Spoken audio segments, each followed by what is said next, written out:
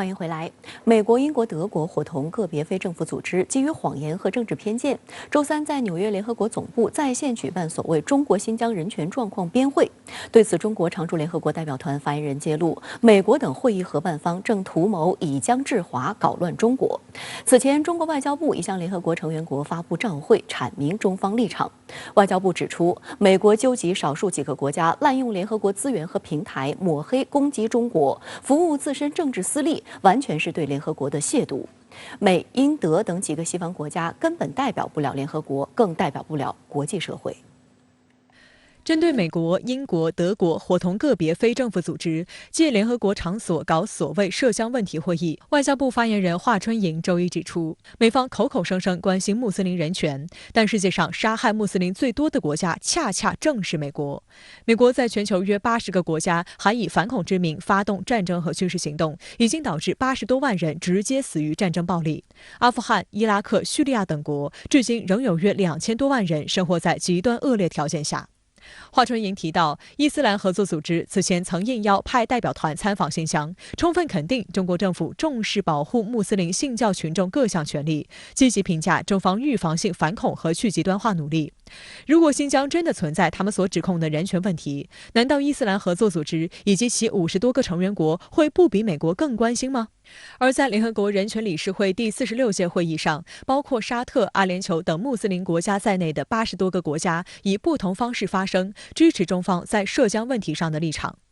美国这个杀害了上百万穆斯林、侵犯了数千万穆斯林人权的国家，居然信誓旦旦的现在关心起了新疆维吾尔族穆斯林的人权，这分明是黄鼠狼给鸡拜年，没安好心。上月，中国媒体发布了《涉疆谎言是如何产生的》一文，揭露了一段时期以来反华势力利用谎言、谣言抹黑攻击中国形成的一个套路。先是以所谓学者、受害者名义放风爆料，接着媒体跟进炒作，然后是官方呼应介入。按照这一套路，一篇篇证词报告层出不穷，一批批导演演员粉墨登场。对此，中方已经发布了12本涉疆白皮书，关于涉疆问题的谎言与事实真相。新疆维吾尔自治区举行了40多场专题发布会，介绍新疆的真实情况。美方只听这么20来个人的伪证人演员的证词，而完全不听几倍于、10倍于，甚至100倍于、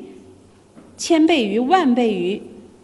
这个几个伪证人和学者的有识之士的声音。不听包括2500万新疆各族人民群众在内的14亿中国人民的心声，这难道符合美国自诩的民主价值吗？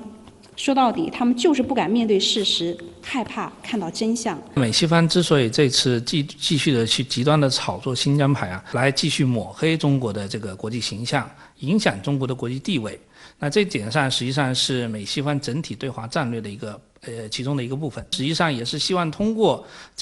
组建这样一种小联盟的一种方式，来迫使其他国家进行选边站队，希望能够通过组建这样一种价值观的阵营，与中国进行这样一种对抗。某种程度上是国内一些反华势力试图推动中国与美国或者中国与这个美西方之间的这样一种冷战的这样一种尝试。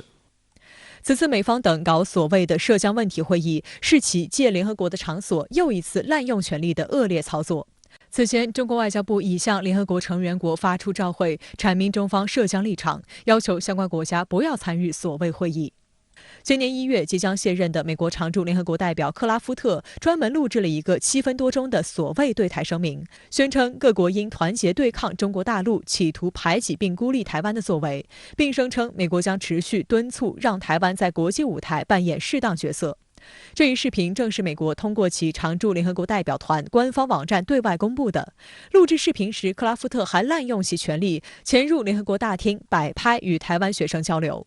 美方纠结少数几个国家滥用联合国的资源和平台，抹黑攻击中国，服务自身的政治私利，这完全是对联合国的亵渎。同时，我必须要指出，美国、英国、德国等几个西方国家根本代表不了联合国，更代表不了国际社会。这个月，中国是这个轮值主席国。他们利用这样一个平台搞这样一个活动，实际上就是为了让中国难堪使中国作为这样一个轮值主席国的工作难以开展。所以说这个用心是非常险恶的。那么另外一方面呢，他们通过再把这个事件放到联合国的这个平台上，会能够更加加剧这个事件本身的这样一个国际效应啊，它能够使得更多的国家能够这个有可能会加入他们，或者说影响一些国家的对华态度。所以说它是极度将这个问题进行极度国际化的这样一个放大，不少国家还是能够认识到这个事件本身的这样一个是非曲直，不希望说加入反华阵营来一起对抗中国，这不符合他们的国家利益。而此次美、英、德伙同个别非政府组织也引发关注。据报道，这一个别非政府组织就是人权观察。人权观察1978年在纽约成立，起初名为赫尔辛基观察，旨在监督苏联对1975年赫尔辛基协议的执行情况，审查苏联及其盟友的罪行。长期以来，冷战意识形态在该组织所从事的优先事项和宣传工作中发挥作用。日益壮大后，该组织以观察委员会的名义介入其他地区的事务。近年来，人权观察更将反华作为其主要目标。在2019年的修例风波中，美化暴力行径，抹黑香港警察，扮演了极不光彩的角色。2019年12月，外交部宣布对人权观察实施制裁。除了涉港议题，人权观察也多次就涉疆议题抹黑中国。深圳卫视注意到，人权观察执行董事肯尼斯·罗斯和中国部主任理查森同臭名昭著的东突组织世维会有着千丝万缕的联系。世维会网站频频转载罗斯和理查森的谬论，两人也屡屡在社交网络上与世维会呼应串联。值得注意的是，美西方媒体近来又开始炮制所谓中国媒体威胁论。周二，一家美国媒体堂而皇之地给出了一个数字：2020年，中方在美国外宣支出达6400万美元，比2016年的支出上涨500%。在这份所谓中国外宣支出的名单中，中央电视台、美国频道、中国日报等官方媒体被一一点名，甚至赫然出现了华为、海康威视等中国企业的名字。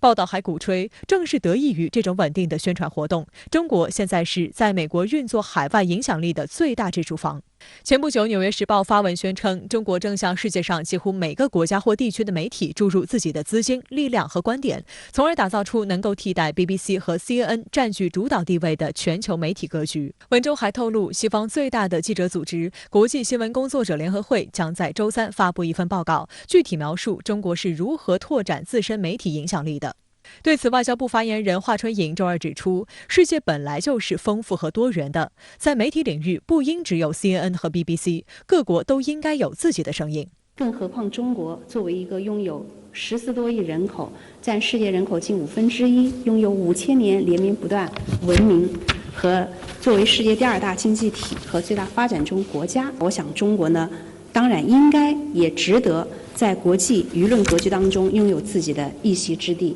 西方炒作中国的这样一个媒体的威胁论啊，本质上来说还是中国威胁论的一个部分，只不过在当前他们把媒体放到了一个前沿的这样一个位置，所以说这是他们最新的这样一个策略。将媒体放到前沿呢，我觉得不排除是部分美西方媒体因为他们在涉华问题上的一些不实报道、虚假报道，而受到中国政府的这个惩罚之后，做一定程度的报复。据透露，国际新闻工作者联合会即将发布的所谓报告还妄称，随着疫情大流行开始蔓延，北京利用其全球媒体基础设施来散播虚假信息。对此，华春莹指出，美国国会参院外委会日前通过了2021年战略竞争法案，其中就提出每年要花费3亿美元用于传播抹黑中国的负面信息。而中国媒体秉持客观真实原则进行新闻报道，绝不炮制、不散播针对别国的虚假信息。各国体制不同，媒体如何运营自然会有所不同。评价一个媒体的专业性，最重要的是看它能否恪守新闻职业操守，能否客观公正报道。美西方炮制很多的假新闻，我们不管是在官方层面还是在非官方层面，都要加大对这些假新闻的这样一个澄清啊。我们要提供足够的事实，向国际社会表明啊，我们在一些具体上议题上的一些做法是毋庸置疑的，是没有问题的啊。美西方实际上是别有用心的。除了政府之外哈，有必要发动更多的媒体、非政府组织、社会力量啊，去到海外平台上与这个美西方的主流的这个话语、主流媒体进行这个某种程度上的竞争。